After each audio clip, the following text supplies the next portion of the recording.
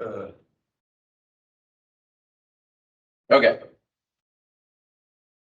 So this is all why are we here and why are we doing what we do and why are we paying attention to this? Okay. Avoid physical and mental anguish. Okay. Talk about the guy that loses 3 fingers. Okay. Maybe that was on his pitching hand and he loves to play baseball every week.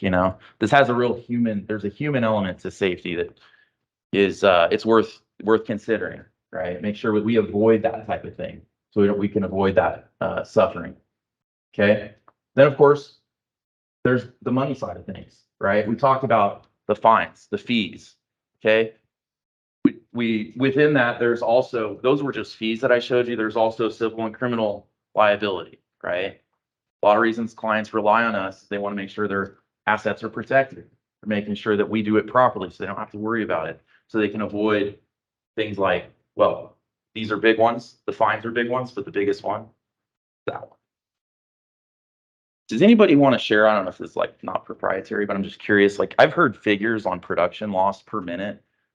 Do any of you guys, are any of you guys hip to that or can share that? I was at a lumber mill. I heard it was like, the guy said it was like $10,000 every half an hour or something. It was something crazy, right? So you think about an incident happens and you're losing weeks, right? So all that productivity, that's the real one that hurts too. Okay. Right. Yeah.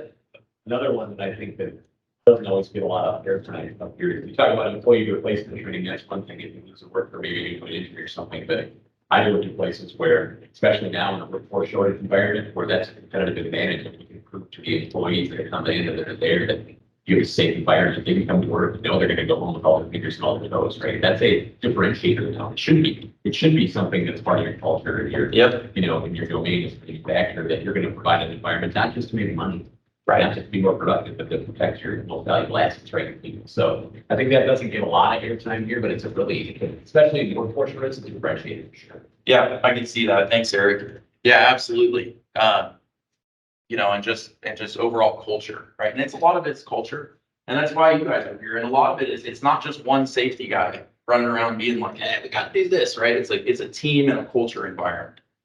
Okay, and we'll talk about that in the assessment process of how we involve the team approach to do this.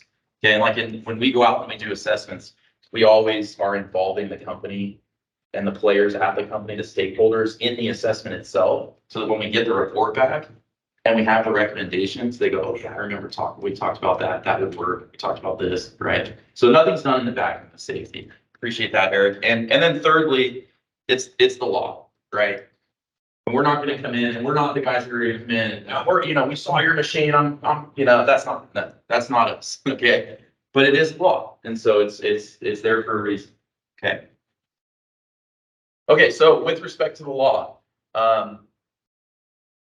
1910.212 is the clause in OSHA that we refer to a lot. It's machine guarding, types of guarding, one or more methods of machine guarding shall, which means it must be legally stuff, lawyer stuff, shall be provided to protect the operator and other employees in the machine area from hazards such as those created by point of operation, ingoing midpoints, rotating parts, flying chips, and sparks. Examples of guarding methods are barrier guards, two-hand tripping devices, electronic safety devices. The point of operation of the machine whose operation exposes an employee to injury, there again, the word shall be guarded, means must. Guarding device shall be in conformity with any appropriate standards, okay? And this is where, it doesn't say that in OSHA. It doesn't say that I have to do that. Well, OSHA doesn't get specific. It's a law, and so what they did was they pointed to the appropriate standards. And they did that very intentionally. Because OSHA is a law, it requires acts of Congress to pass, okay? Which we all know is a super efficient place to work. Obviously, they get passed all the time.